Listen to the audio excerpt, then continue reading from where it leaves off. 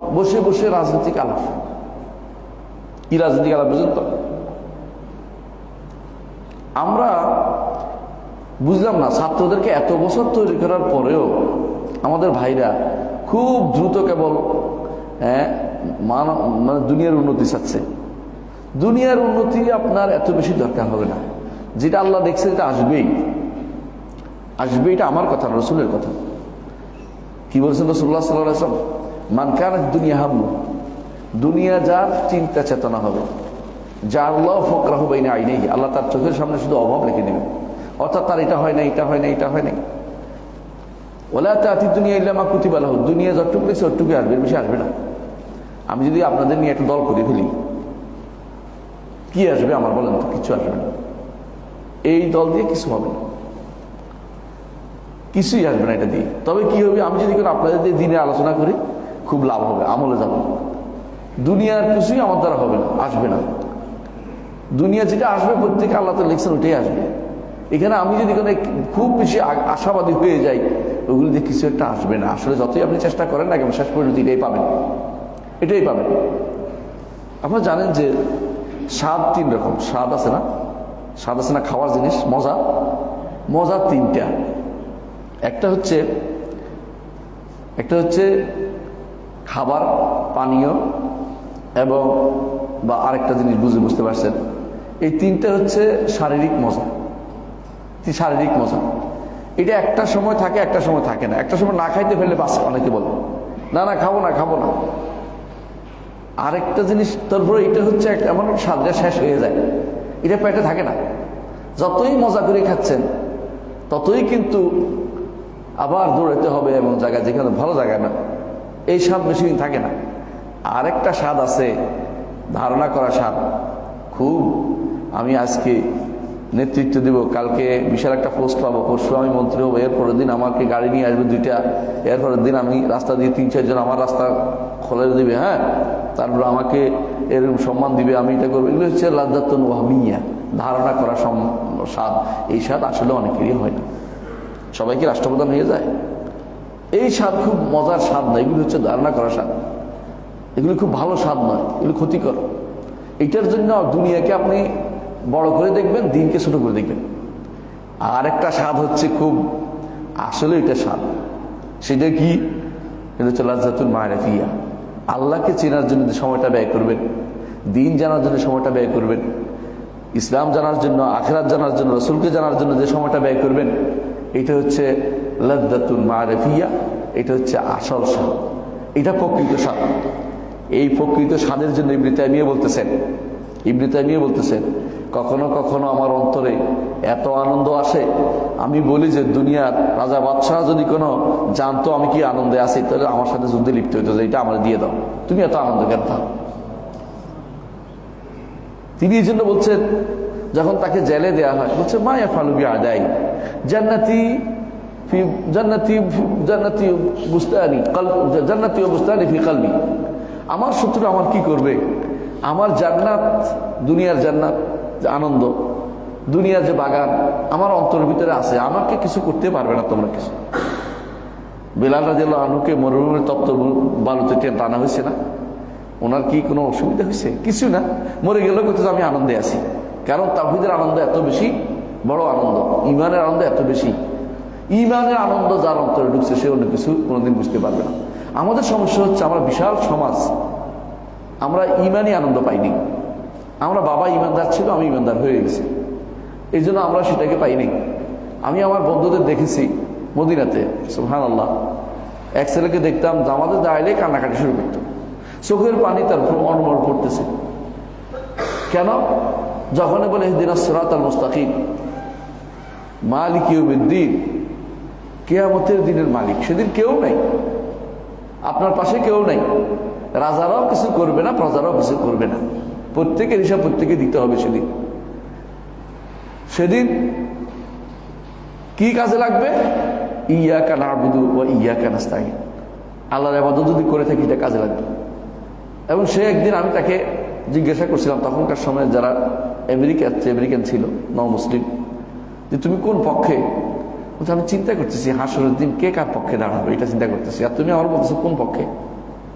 বুঝেন জিনিসটা? ইমানদার এগুলিকে অবশ্যই ফিতনা মনে করতেই হবে। দুনিয়ার এই জায়গায় আপনি যাওয়ার জন্য যত ব্যস্ত হয়ে পড়ছেন, দুনিয়া আপনার থেকে তত দূরে সরে যাবে, এটা মনে রাখেন।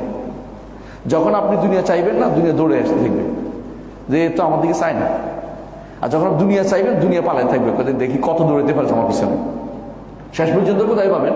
গর্তটা, 3.5 হাত গর্তটা, 3.5 গর্তের বাইরে যেতে পারবেন না। প্রিয় ভাই, আমি কেন কথাটা বললাম, আমাদের অনেক ভাই এলএম থেকে দূরে সরে যাচ্ছেন। এই কতদিন আনন্দে যেন, এই আনন্দ বেশি দিন থাকবে না, এই আনন্দ বেশি দিন থাকবে না। এগুলি হচ্ছে পট পরিবর্তন, একজন আসবে একজন যাবে, আপনার কোনো উন্নতি হবে না।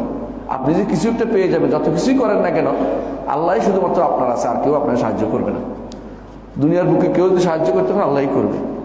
আগামী দিন আমার একটা প্রোগ্রাম ছিল ফরিদপুরে, হয় নাই, বন্ধ করে দিছে। তো হচ্ছে দেখি ভালো অবস্থানে গেছি আমি, এটা নিয়ে আনন্দ করার কোনো কিছু নেই যে আমার এত বড় কিছু হয়ে যেত। হ্যাঁ, একটা মজলুম মানুষ, একটা জাতি ছিল, তাদেরকে আল্লাহ তাআলা কিছুদিন সাহায্য করবেন, কিছুদিন তা ভালো অবস্থা। এই সময় আমাদের বেশি বেশি দাওয়াতের কাজ করা হতো, আর কিছু না। দিনের কাজে যতটুকু সময় ব্যয় করতে হবে, এটুকু লাভ, এটুকু আখিরাতের খাতায় থাকবে, হাসরের মাঠে কাজে লাগবে। আর যেটুকু আপনি দুনিয়ার জন্য দৌড়াবেন রাস্তায় রাস্তায়, এগুলি কোনো বেশি একটা কাজে লাগবে না, কারণ এগুলি আসলে কিছুই না। এখন যেটা, এখন কিছুই হচ্ছে না, এখন আপনি কিছুই করতে পারছেন। হ্যাঁ, যদি আপনি দিনের কোনো ভালো পরামর্শ দিতে পারেন কাউকে, সেটা ভালো কাজে লাগবে, নাহলে কোনো কাজে লাগবে না। এই জন্য এলেমের সাথে সাথে আমল করতে হবে, এটা মূল কথা আমাদের। এই আমলের ক্ষেত্রে বেহুদা কোথাও বসে থাকাটা আমল বিরোধী, কথা বলতে চাচ্ছিলাম, একথা বললাম। বেহুদা সময় কি? যে জিনিস আপনার কোনো কাজে লাগবে না। সারাদিন যদি কোনো আপনি রাস্তা রাস্তায় কিছু লেখেন, রাস্তা রাস্তায় মিছিল করেন, রাস্তা রাস্তায় দাঁড়িয়ে থাকেন লাঠি নিয়ে, বউ বাচ্চা, অনেকে আছে বাচ্চা নিয়ে রাস্তার মধ্যে দায়িত্ব পালন করছে দেখছি, খুবই দুঃখজনক। এগুলি এলমি কাজ নয়, এগুলি কোনো ছাত্র, কোনো ভালো মানুষের কাজ হতে পারে না। এগুলি এগুলি এগুলি কোনো তোমার দায়িত্বের ভিতরে পড়ে না। এগুলি কেন করতে গেছো? ছাত্র আছে, ছেলেরা আছে, এগুলি করবে, কিন্তু মেয়েরা পর্যন্ত দাঁড়িয়ে গেছে রাস্তার মধ্যে, আপনার চোখে দেখেননি কিছুদিন আগে? এগুলি কোন কাজ? এগুলি কি ভালো মানুষের কাজ হতে পারে? তো আপনার খুব ভালো কিছু পাইছি, আমরা কিছু বলতে পারছি না। যার যেটা কাজ, এর বাইরে অন্য কাজ করতে হয় না ভাই। আল্লাহ তাআলা প্রত্যেক মানুষকে প্রত্যেক দায়িত্ব ভিন্ন ভিন্ন দিয়েছেন। একটা গোষ্ঠীকে দিয়েছেন দেশের রাষ্ট্র নিরাপত্তা শৃঙ্খলা বজায় রাখতে। আপনার দ্বারা আসলে সেটা হয় না, অনেকে এটা মেনে নিয়েছে জাস্ট যে এটা করতেছে, এটা কিসের শৃঙ্খলা? একটা মেয়েকে তুলে নিয়ে গেলে আপনি কি করবেন? কিছু করার তো আপনার নাই। তো এই সমস্ত কাজের মধ্যে নিজের সময়টা বিনষ্ট করার কোনো মানে হয় না। দ্বিতীয়ত, গীবতের মধ্যে থেকে দূরে থাকবেন, আমলের জন্য উপযোগী যা। বেহুদা কথাবার্তা, আজে বাজে কথা দিয়ে সময় নষ্ট করা, অথবা পত্রিকার এই মাথা থেকে ওই মাথা পর্যন্ত পড়া, এটা কাজ করবেন না। পত্রিকায় পড়াটা অতিরিক্ত সময় নষ্ট করা। হ্যাঁ, হেডিংগুলি দেখবেন, বড় বড় কি ঘটনা করছে, এরপর রেখে দেন যদি আপনার দরকার হয়। আমি একদিন আমার ওস্তাদের বাসায় গিয়েছিলাম, তো ওস্তাদ পত্রিকা পড়তেছে, আমি মনে করলাম যে পত্রিকাটা রাখলেই আমি পড়বো, মানে একটু আশালে বসে রয়েছি। দেখি যে ওস্তাদ পড়েই এই পত্রিকাটা কুটু কুটু করে ছিঁড়ে ফেলছে, একদম ছোট ছোট করে ফেলছে। এবং বলতেছে যে এগুলি কারো হাতে গেলে সারাদিন সময় নষ্ট হয়। সুবহানাল্লাহ, আলহামদুলিল্লাহ থেকে তোমাকে দূর রাখবে, তাসবিহ থেকে দূর রাখবে, তাহলিল থেকে দূর রাখবে। বেহুদা এগুলি পড়ে তোমার অন্তর ভিতরে আঘাত করবে, কোনো কোনো ঘটনা খবর, এগুলি তোমার কোনো উপকার দিবে না। তো এর থেকে দূরে থাকবে। মাঝে এগুলো গিবা, এগুলি আমল থেকে মানুষকে দূরে রাখে, আমল করতে দেয় না। আমল কিসের দূরে রাখে আপনি ভালো করে দেখবেন। এগুলি অনেকটা আমল করে, আপনি বসছেন না 10 জনে, 10 জন মিলে একটা আমল করতে দিচ্ছে না, কি জন্য? এই জন্য একটা মসজিদ, এই জন্য একটা উঠেছে। আর আপনি একা বসে থাকতেন, আস্তাগফিরুল্লাহ আস্তাগফিরুল্লাহ করতে পারতেন না? সুবহানাল্লাহ, আলহামদুলিল্লাহ, আস্তাগফিরুল্লাহ, লা ইলাহা ইল্লাল্লাহ, লা হাওলা ওয়ালা কুওয়াতা ইল্লা বিল্লাহ। আসে তো যত কিছু ইসলামের মধ্যে কয়টা জিনিস? এই 6টা 7টা জিনিস। বাকিয়াতুস সালিহাত, আমলের জন্য কি? সুবহানাল্লাহ, আলহামদুলিল্লাহ, লা ইলাহা ইল্লাল্লাহ, আল্লাহু আকবার, লা হাওলা ওয়ালা কুওয়াতা ইল্লা বিল্লাহ, ইস্তিগফার, এই তো দুরূদ। এই 7টা জিনিস, এই 7টা জিনিস মূল জিনিস, যেগুলো সারাদিন একটা মানুষ করতে পারে। লম্বা টাইম লাগে না, অজু লাগে না, আপনি যেখানে ওইটা করতে পারতেছেন। তাহলে আপনার এগুলি থেকে বিরত কারা রাখে? এই সমস্ত বিভিন্ন এমন সমস্ত সমাজে বসা, যে সমস্ত আপনাকে সমাজে আপনাকে দিন সম্পর্কে জানিয়ে দিবে না, কোনো দিন সম্পর্কে কিছু বলবে না। তাহলে আপনি কি করেন ওখানে বসে? সেখানে বসে আপনি হয় কারো গীবত চর্চা, নয় অমুকের গীবত চর্চা, অমুকের এটা, অথবা আনন্দ উৎফুল্ল চিৎকার, এছাড়া কিছুই হচ্ছে না। এগুলি দ্বারা আপনার কোনো আখিরাতের কোনো উপকার হবে না। প্রিয় ভাইরা, যদি আপনি এলেম দ্বারা, এলেম করলে যে উপকার, এটা বলেছি, এলেম যদি করলে আমল না করে, এলেম আমল না করে কি উপকার? আমল করলে উপকার হয় বলছি, আমল যদি না করে কি অপকার হয়? 1 নম্বর অপকার হচ্ছে আপনার মধ্যে থেকে এলেমটা চলে যাবে। আর দ্বিতীয় অপকার হচ্ছে আপনার মধ্যে আল্লাহর খাসিয়া থাকবে না, আল্লাহর ভয় থাকবে না, আল্লাহর ভয় চলে যাবে। যারাই আমল করে না তাদের কাছে আল্লাহর ভয় থাকে না, বেশিরভাগ মানুষ আল্লাহর ভয় থাকে না। আর আর কি ধীরে ধীরে আপনি জাহেলদের কাতারে আপনার নাম উঠে যাবে, নাউজুবিল্লাহ। মানে মানুষ বলবে যে জাহেল, আলেমের কাতারে নয়। আলেম হচ্ছে ওই ব্যক্তি যে ব্যক্তি সর্ব অবস্থায় আলেম বিতরণে থাকে, কোনো অবস্থায় আলেম বিতরণ বন্ধ করে না।